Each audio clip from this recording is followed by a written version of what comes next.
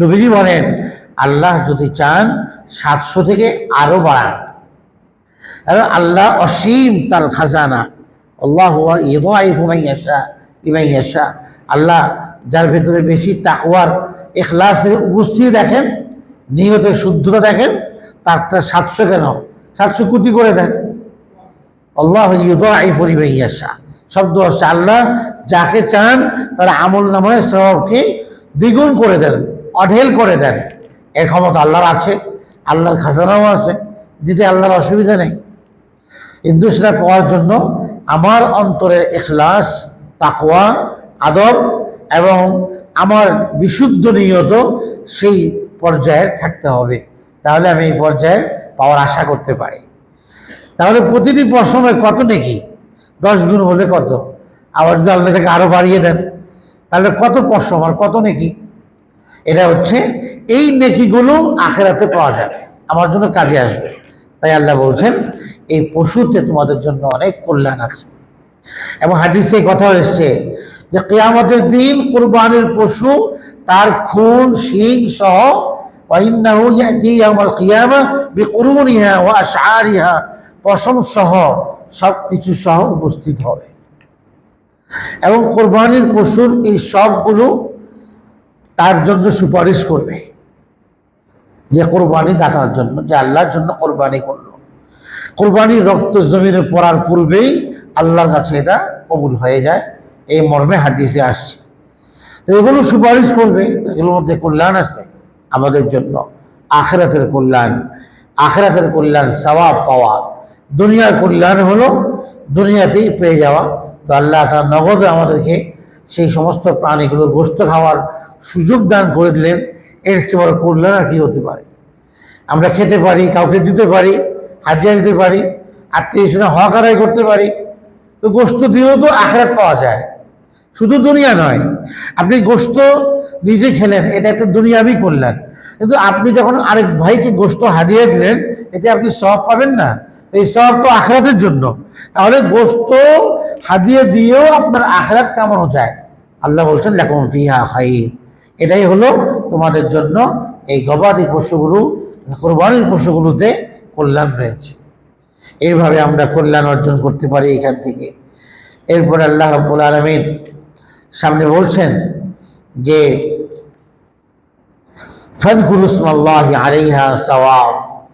সুতরাং যখন এই উটগুলো সারিবদ্ধভাবে দাঁড়িয়ে থাকে কোরবানির স্থলে, তোমরা এগুলোর উপর আল্লাহর নাম উচ্চারণ করো।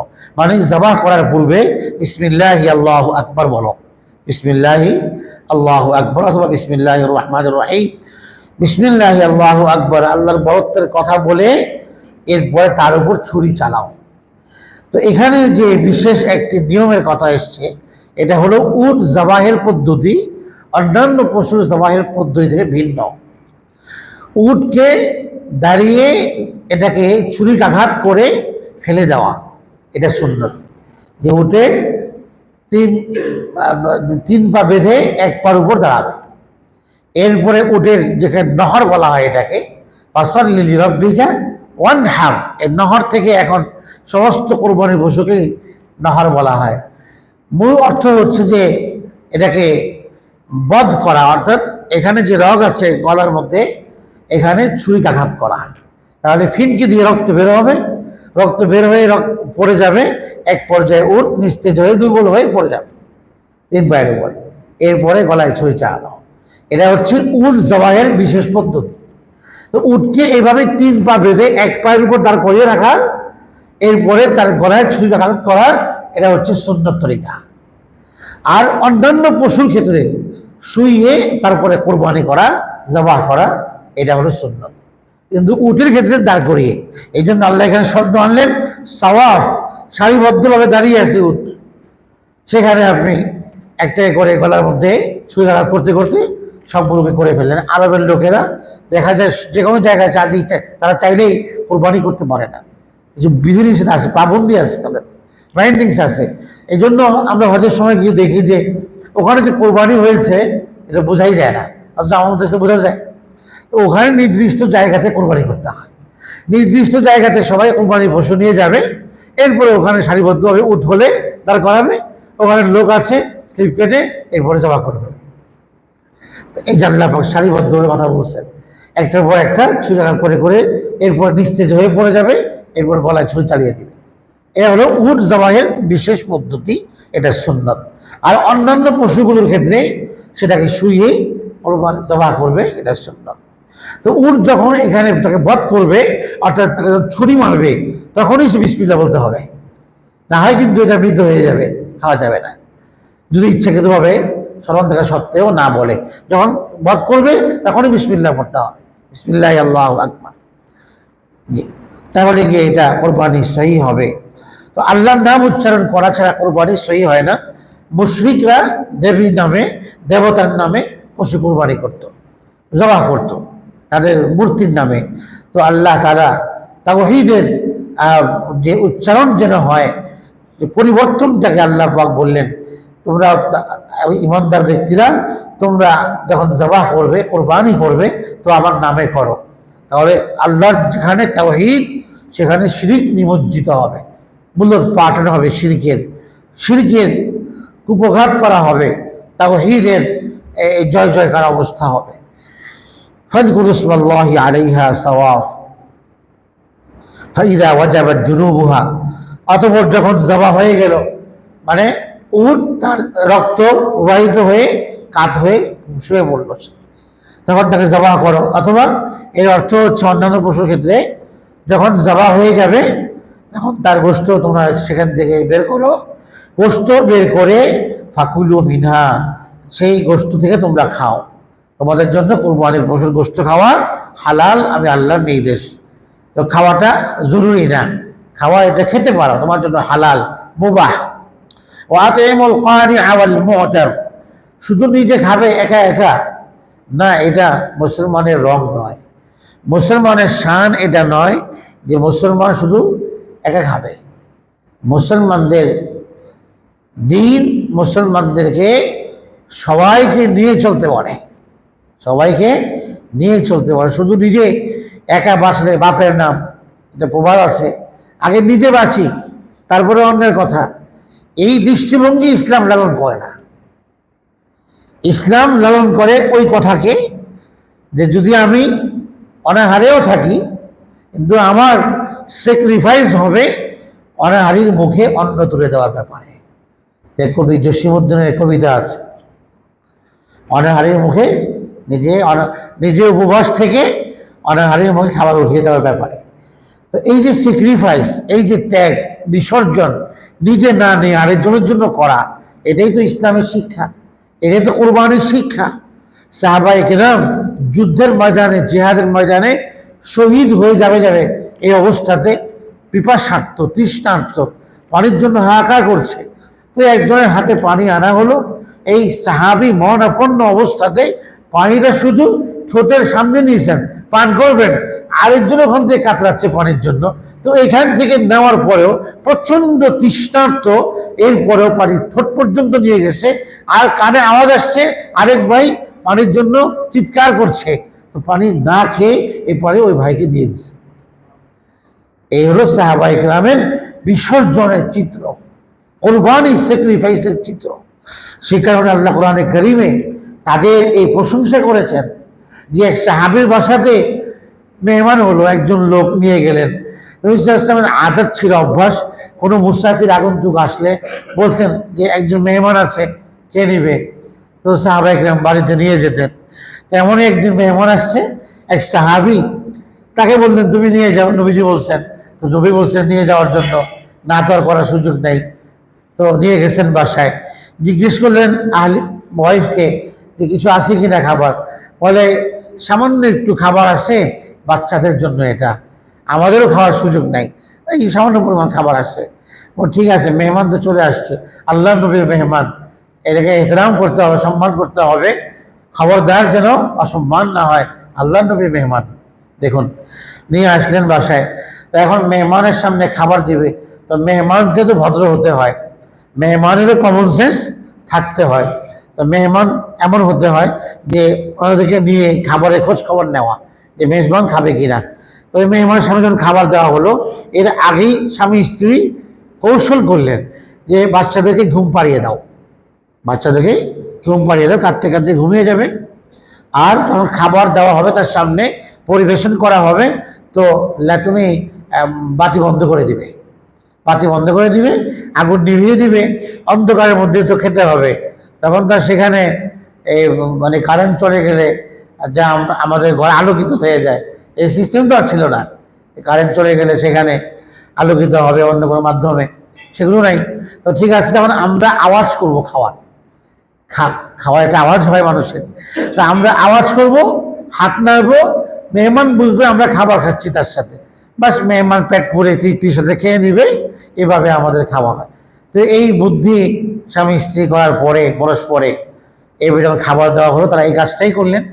করার পর সারা রাত তারা ক্ষুধার্ত, স্বামী স্ত্রী, বাচ্চাগুলো না খেয়ে ঘুমিয়ে পড়েছে। মেহমানকে, আল্লাহ নবীর মেহমান, তৃপ্তির সাথে তাকে খাইয়েছেন।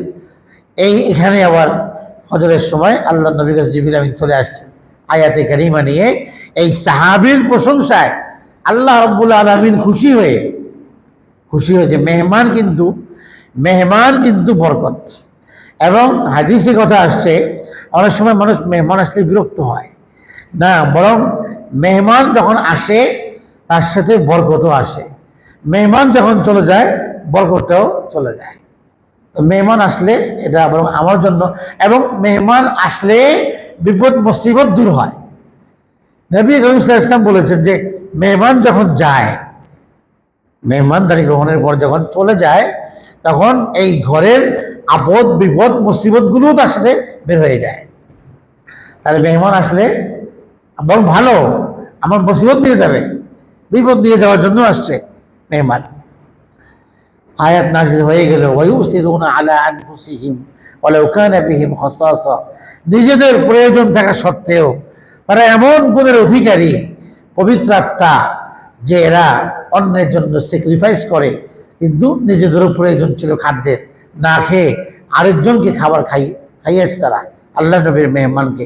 তো তাদের প্রতি খুশি হয়ে আল্লাহ তাআলা কোরআনে কারিমের আয়াত নাযিল করেছেন।